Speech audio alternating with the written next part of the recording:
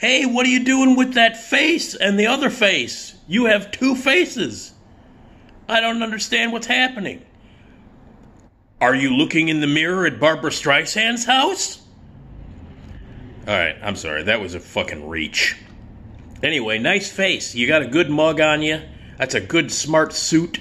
You look like you're going to a job interview at a bank. And you're gonna get the job at the bank. No idea. Hi, my name's Nick. I'm a moron. Hey, thanks for checking out my YouTube videos. They're fun. There's like over 125 of them, so scroll down, go back into the past, and check it all out.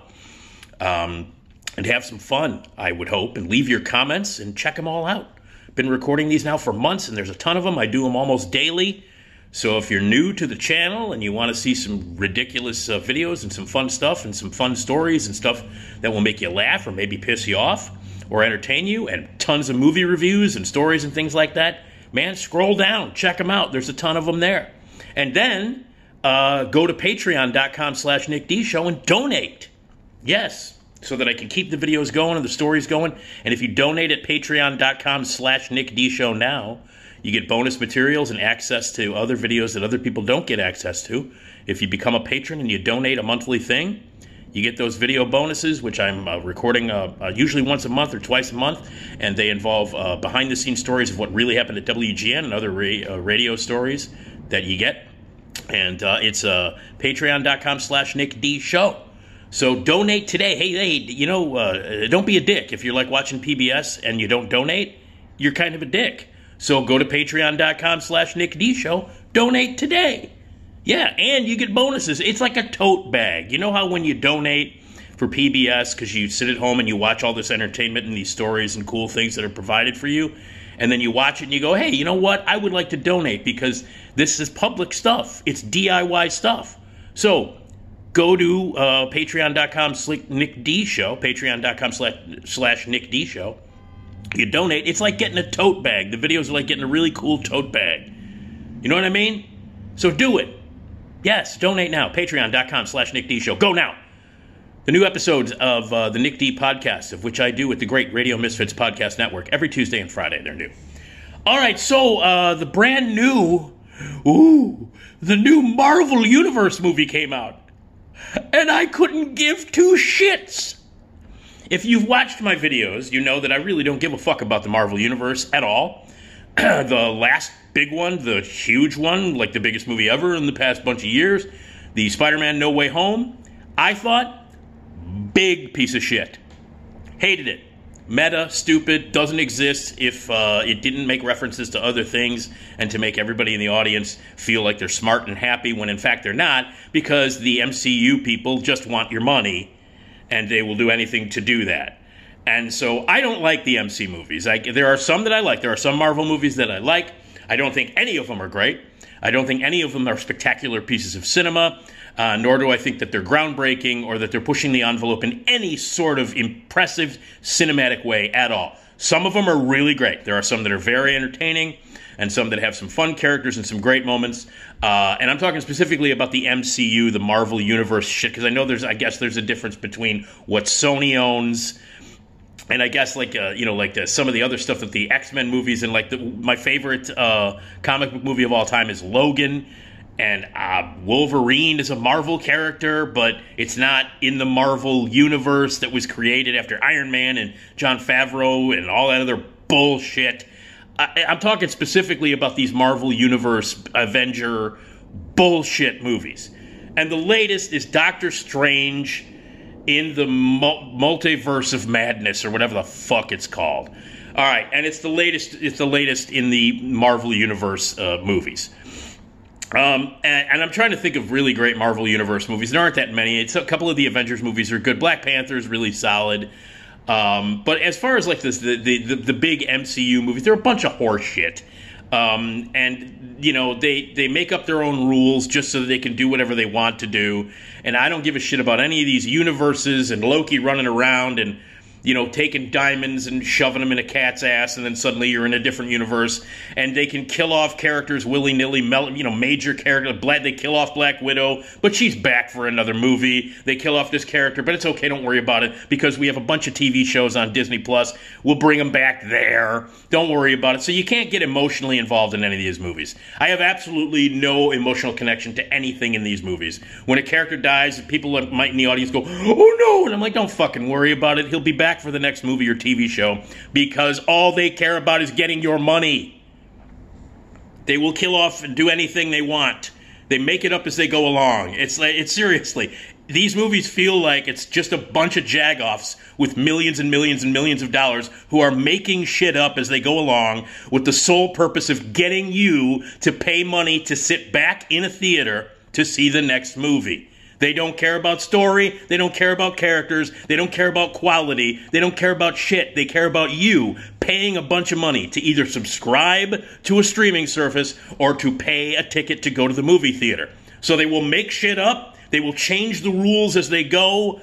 People can die, characters can die, things can change. That one thing that happened in 2 movies doesn't matter anymore because we now have a new set of rules, and the only reason why they make up these new set of rules and bring these dead characters back is to ensure that they will get more money out of you. You. You're a fucking sucker, and the MCU is loving it.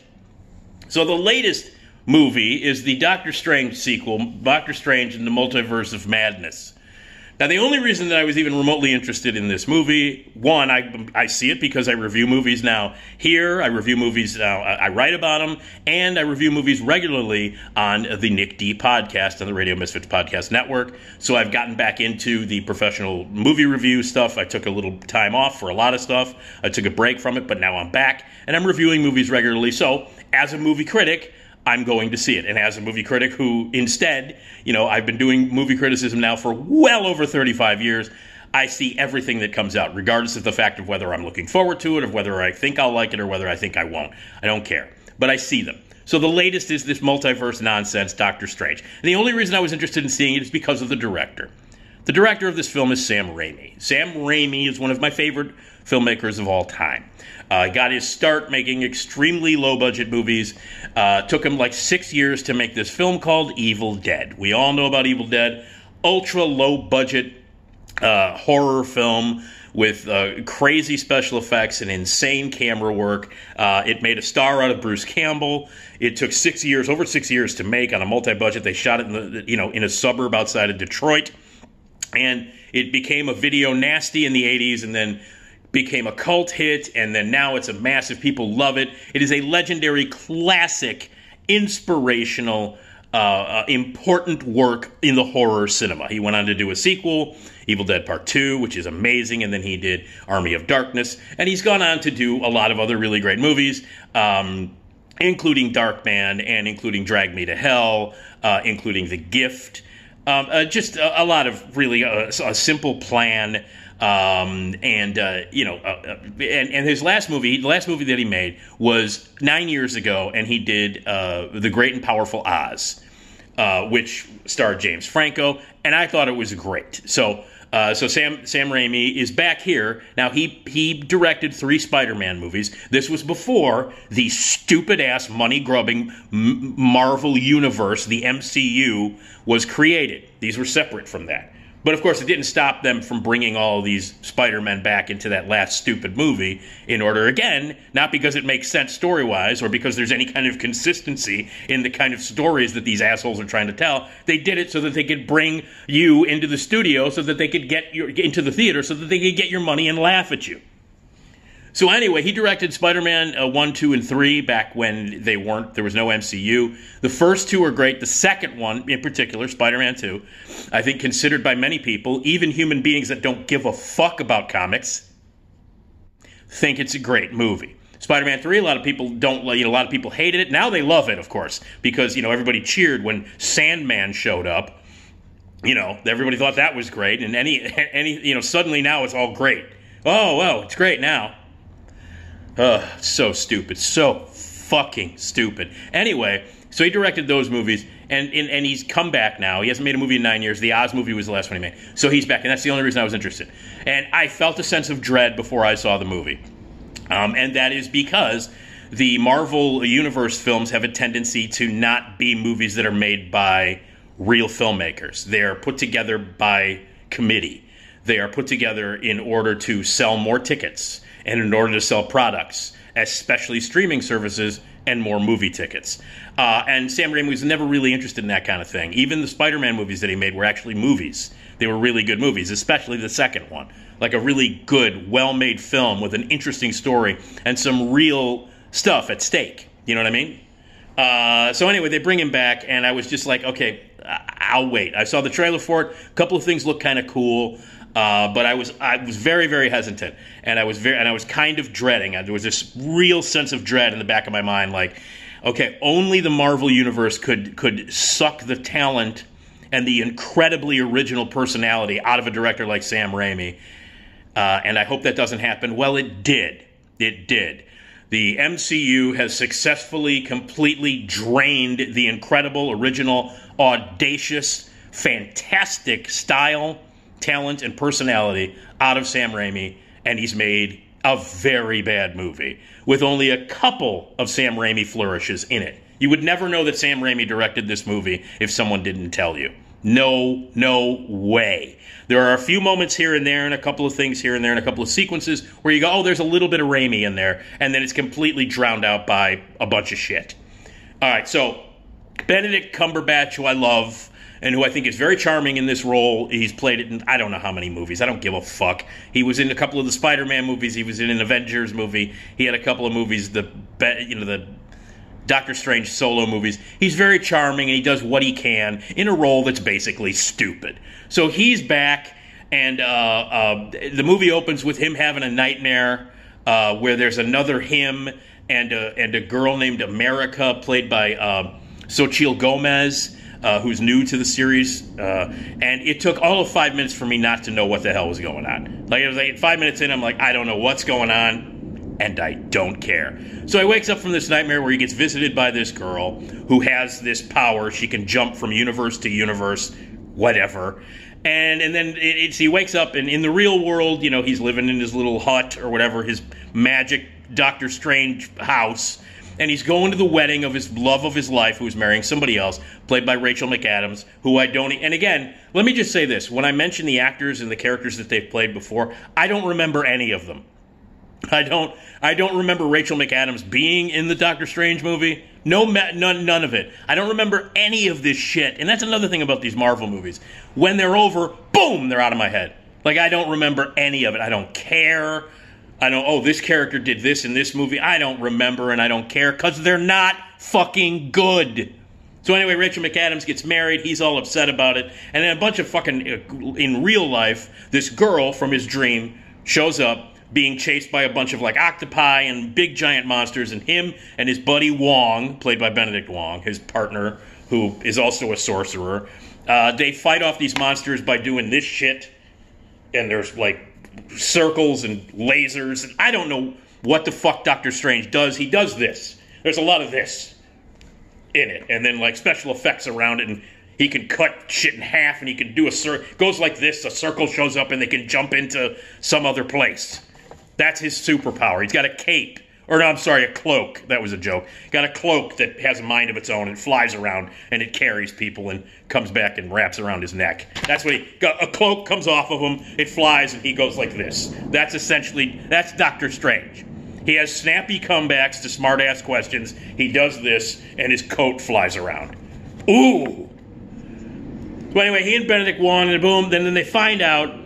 They go for help because she can jump from multiverse to multiverse. Apparently there's 97 universes that you can jump to where you have different yous. Like, there's a different you in one multiverse, there's a different you in another universe. So there's all these different time zones that you can go into, all these universes, which is the multiverse, where there's a whole bunch of different versions of yourself and different versions of other characters and different versions of heroes and different versions of villains. And again, this all exists so that they can make different movies and that they can change the rules as they go along. And the actual rules of screenwriting do not exist in the Marvel Universe so that they can just make shit up about this universe did that, or we can change this and we can kill this person off, again, to get you to come back and pay another $15 to see another one of their stupid-ass movies.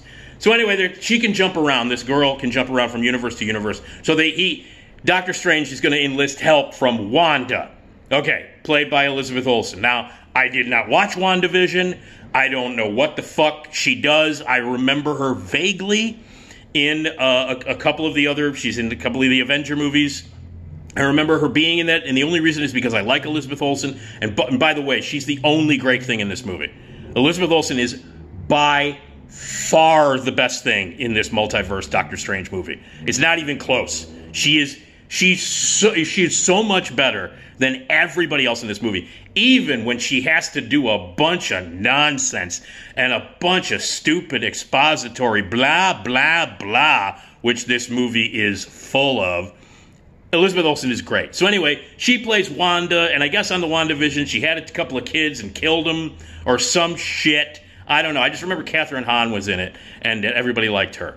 I don't know. I didn't watch it. So again, he goes back, hey, you got to come and help me because you can help. But then she turns out to be, Doctor Strange thought she was going to be good, and she's not good, and she's going to come after the girl and take her power, and Elizabeth Olsen is going to become the Scarlet Witch, which means she's going to have a thing on her head, and her hair is going to be teased. That's the difference.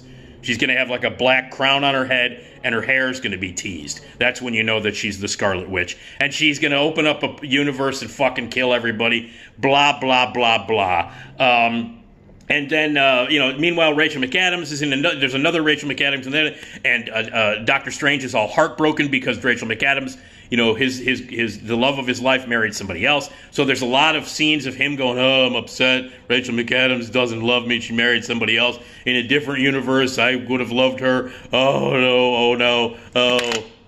Anyway, I got interrupted there for a second. But anyway, he's all upset because Rachel McAdams went off and went somebody else. So there's a lot of scenes of him going, oh, where would I end up with her? And then where they might have ended up in all the different universes and all that other crap. And then Michael Stuhlbarg is in it.